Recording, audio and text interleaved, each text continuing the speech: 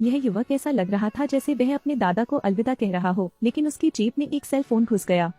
दफनाने के बाद उन्होंने उसे एक संदेश भेजा। अगले दिन फिर जवाब मिला। क्रेग ने जल्दी से फोन उठाया और उसकी तरफ देखा। वर्णों का एक अजीब तार, 3 बड़े सी और 2 छोटे ए। वह अपने पिता को खोजने के लिए नीचे की ओर दौड़ा। उसने बताया कि उसके दादाजी ने आधी रात को उसे एक पाठ संदेश भेजा था। पिता ने कहा कि शायद यह पाठ संदेशों के साथ एक समस्या थी और उन्होंने उसे रुकने के लिए कहा, लेकिन इसने क्रेग को भी नहीं माना। उसे अंतिम संस्कार का दिन याद है कि उसके पीछे एक अजीब आदमी खड़ा था। क्या फोन उससे छीन लिया गया था?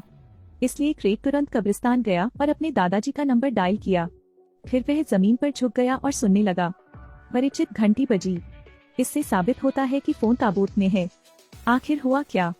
क्रेग ने आगे सोचने की हिम्मत नहीं की, केवल खुद को दिलासा देना पड़ा।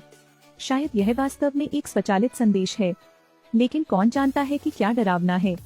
स्कूल द्वारा प्रॉम आयोजित करने के कुछ दिनों बाद क्रेग को स्कूल के गैंगस्टर द्वारा संरक्षण धन इकट्ठा करने के लिए एक कोने में खींच लिया गया। उसने प्रतिद्वंदी से लड़ने की कोशिश की। खलनायक ने उसका हाथ पकड़ लिया और उसे जमीन पर पटक दिया। सभी लोग इस मुद्रा को याद रखें। पिता ने खबर सुनी और तुरंत पूछा कि यह किसने किया, लेकिन क्रेग ने यह नहीं बताया कि क्या वह मर गया। इसलिए पिता पुत्र में कहासुनी हो गई। क्रेग ने दुख के साथ अपने अच्छे समय को याद किया। उसके बाद उसे संदेश भेजने वाले फोन की अचानक घंटी बजी। यह पता चला कि वह बदला लेने के डर से गैंगस्टर की निंदा नहीं करना चाहता था। जब तक आप उसे गायब नहीं कर सकते। और सोचो कि गुस्सा तो हो ही सकता है, कौन जानता है कि बोलने वाले के पास सुनने वाले का दिल नहीं होता। अगली सुबह उन्हें एक डरावना संदेश मिला, खलनायक मर चुका है। अभी अभी दादाजी का देहांत हुआ। आधी रात को अपने पोते को संदेश भेजा। हालांकि क्रेग बहुत डरा हुआ था, लेकिन उसके दादाजी का प्यार गहरा था, इसलिए उसने अभी भी अपने दादाजी को बदमाशों द्वारा धमकाने के बारे में बताया। अप्रत्याशित रूप से जब वह अगले दिन उठा तो दुष्ट चाचा अजीब तरीके से मर गए। हालांकि गिरने के कारण उनकी मृत्यु हो गई और उनकी गर्दन टूट गई। यह अजीब मुद्रा ठीक वैसी ही है जब उन्हें बदमाशों ने तंग किया था। संयोग आपको धमकाने का एक दैनिक उपकरण है। यह संयोग नहीं है। क्रेग सोचता रहा कि आखिर किसने किया। वह अपने दादाजी के कमरे में गया, गुप्त कमरा खोलना चाहता था। दादाजी जब जिंदा थे तो किसी को अंदर नहीं जाने देते थे, कहते थे कि अंदर राज है। अप्रत्याशित रूप से हाउसकीपर दिखाई दिया। क्रेग ने बस हार मान ली। परिवार के बारे में बात करने के लिए किचन में जाएं। अनजाने में मेरे दादाजी ने एक बार एक कर्मचारी को निकाल दिया था।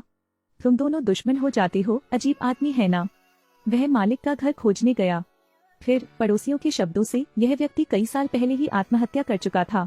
यह जानने के बावजूद कि यह अजीब था, क्रेग ने फिर भी अपने दादाजी को फोन किया। उन्होंने कहा कि अगर इससे उन्हें कोई लेना देना है तो दीवार पर 3 बार दस्तक दें। फिर क्रेग ने फोन रख दिया और चुपचाप इंतजार करने लगा। इस वजह से खटखटाने की आवाज नहीं आई। जब क्रेग विश्वास नहीं कर रहा था, अचानक दादाजी ने पुकारा, तुमने सुना? दादाजी ने फोन किया। क्रेग पास आने से बहुत डर रहा था। घंटी बजने तक उसने फोन उठाने की हिम्मत नहीं हुई थी। कौन जानता था कि दादाजी ने एक अजीब संदेश भेजा था जिससे क्रेग डर गया था। वह तुरंत नया फोन खरीदने गया और उसने अपना फोन नंबर बदल दिया और वह सारी जानकारी डिलीट कर दी। मूल रूप से इसे छोड़ना चाहता था, लेकिन उन्होंने अपने और अपने दादा के बीच भावनाओं को रखा, इसलिए उन्हें इसे एक बॉक्स में बंद करना पड़ा। उसने सोचा कि यह ठीक है और क्रेग कॉलेज में भाग लेने के लिए शहर चला गया। जल्दी से इसके बारे में भूल गया। अप्रत्याशित रूप से उस दिन मुझे अपने दादाजी का एक संदेश मिला, घर जाओ, कुछ हुआ। इस आदमी ने एक बार कसम खाई थी कि वह अपने दादा को उसके लिए लोगों को मारने नहीं देगा, लेकिन इस बार उसने कई सालों से बंद लोहे के डिब्बे को बाहर निकाला और फिर पुराना फोन निकाल लिया। फोन चार्ज करने के बाद उसने फोन ऑन किया और दादा 1 साल तक जमीन पर सोए। लेकिन हर बार जब आप किसी का नाम लेते हैं तो वह व्यक्ति अगले दिन मर जाएगा। हालांकि क्रेग इस बात की पुष्टि नहीं कर सकता कि यह उसके दादा ने किया था, लेकिन फिर भी फोन लॉक कर दिया। दोबारा कोशिश करने की हिम्मत नहीं हुई, लेकिन इस बार वह इसे नहीं ले सका। कुछ दिन पहले उनके बॉस की कार एक्सीडेंट में मौत हो गई थी और दुर्घटना करने वाले व्यक्ति को शराब पुनर्वास शिविर में केवल 3 महीने की सजा सुनाई गई थी। इसलिए उसने अपने मृतक दादा को इस उम्मीद में बताया कि बुरे आदमी को सजा मिलेगी। मूल रूप से उन्होंने सोचा कि यह वास्तविक है, एक अस्थायी भावना है। लेकिन अगले दिन दुर्घटना करने वाले व्यक्ति की दुर्घटनावश मौत हो गई। वह तुरंत इलाज के लिए अस्पताल गए। सूचना प्राप्त करने के लिए रिश्वत देने के बाद सुरक्षा।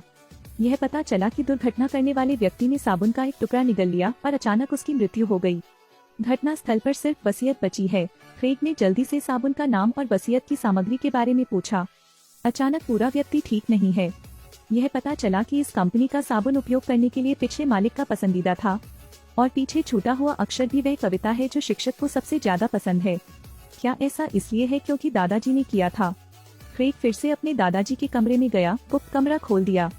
उसने जो रहस्य बताया वह डरावना था। दीवार पर ये तस्वीरें निकली। क्रेग को अचानक सब कुछ समझ में आ गया। दोनों ने कम उम्र में ही अपनी माँ को खो दिया। एक दूसरे के अकेलेपन के साथ सहानुभूति रखना उन्हें एक अविश्वसनीय बंधन देता है। इसलिए भले ही वह गहरी जमीन में सोता हो, वह उसकी रक्षा करने की कोशिश करेगा। क्रेग कब्रिस्तान में आता है, अपने दादा को अंतिम अलविदा कहता है। उन्होंने कहा कि वह एक वयस्क हैं और अपनी रक्षा करने में सक्षम हैं। काश दादाजी चैन से सो पाते। फिर वह झील पर गया, फोन को पानी में फेंक दिया। कहानी यहीं समाप्त होती है। यह फिल्म स्टीवन हापर के इसी नाम के उपन्यास पर आधारित है। हालांकि इसकी सच्चाई नहीं बता रही हैं, लेकिन लेखक भी डरावनी कहानी नहीं बताना चाहता। लेकिन मैं सबसे मानवीय भय के बारे में बात करना चाहता हूँ, जो कि अकेलापन है। और अकेलेपन को मिटाने की भावना भी बड़ी प्रबल होती है। मेरे साथ यहाँ, मुझे आशा है कि आप स्क्रीन के सामने अकेलापन महसूस नहीं करेंगे। अगली फिल्म में मिलते हैं।